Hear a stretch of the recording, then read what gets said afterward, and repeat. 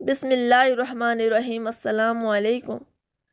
طوفان گزر جانے کے بعد جب کشتی جودی پہاڑ پر رکی تو اس میں سے 80 افراد اترے۔ اس بارے میں حضرت عبداللہ بن عباس رضی اللہ تعالیٰ عنہ سے روایت ہے کہ طوفان نوح گزرنے کے بعد 80 افراد کشتی سے اترے۔ وہی لوگ طوفان گزرنے کے بعد اس دنیا کے بت جانے والے باشندے تھے، لیکن ان 80 افراد میں سے بھی اللہ پاک نے اولاد صرف 3 کو عطا فرمائی۔ وہ 3 کون تھے جن سے دنیا نے دوبارہ جنم لیا؟ حضرت امام بن عساکر رحمۃ اللہ علیہ اپنی کتاب تاریخ اور دمشق بن عساکر میں لکھتے ہیں کہ حضرت آدم علیہ السلام کے دنیا میں تشریف لانے سے لے کر اب تک 9288 سال گزر چکے ہیں، اور حضرت نوح علیہ السلام اور حضرت موسیٰ علیہ السلام درمیانی وقفہ 1907 سال ہے۔ حضرت آدم علیہ السلام اور حضرت نوح علیہ السلام کے درمیان 1142 سال کا فرق ہے، یعنی حضرت آدم کی وفات کے تقریباً 1420 سال بعد طوفان نوح کا عذاب دنیا پر واقع ہوا۔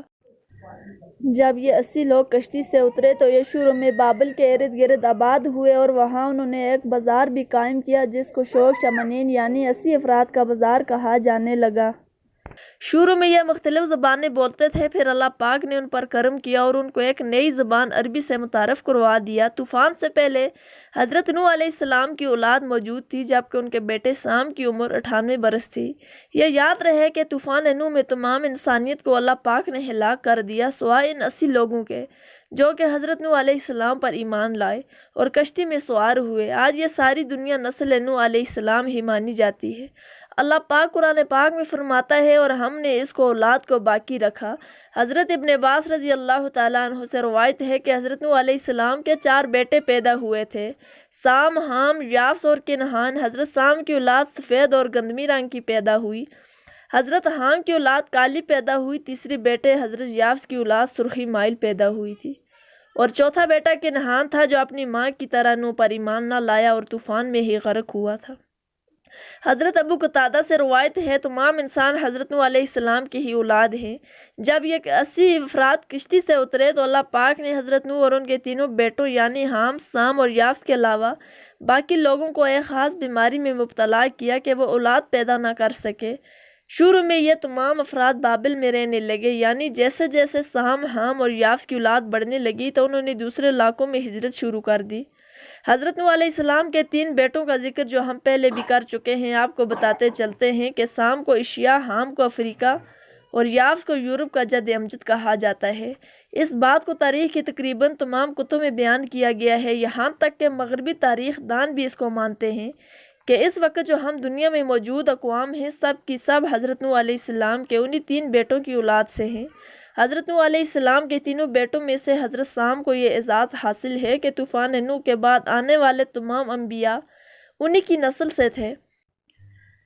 آئیے دوستو، سب سے پہلے حضرت نوح علیہ السلام کے بیٹے حضرت سام کی اولاد کا ذکر کرتے ہیں۔ حضرت سام کے بیٹوں کی تعداد تاریخ کی کتابوں میں متفقہ علیہ 11 بیان کی گئی ہے، جس کے نام ایلام، کہتان، اسور، عاد، کتبہ، ارفکس، نود، کیش، شود، ارشد اور ارام بیان ہوتے ہیں۔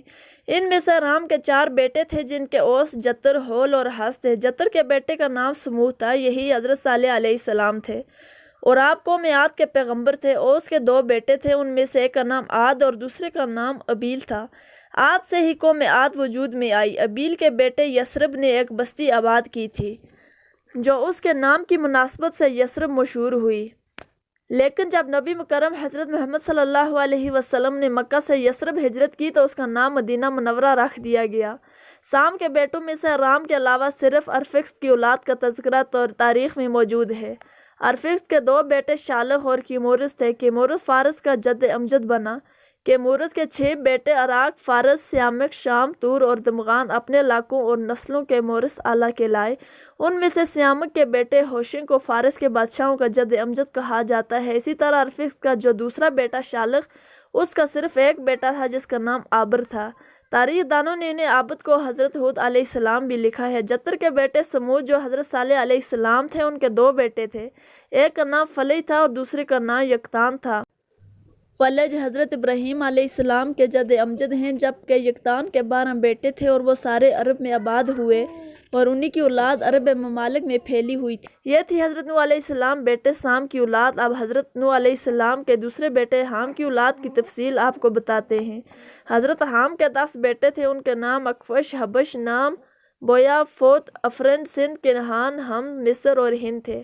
ان میں سے سندھ کی اولاد نے سندھ، کنہان کی اولاد نے کنہان یعنی شام، مصر کی اولاد نے مصر، حبش کی اولاد نے حبشہ اور ہند کی اولاد نے ہند کو آباد کیا۔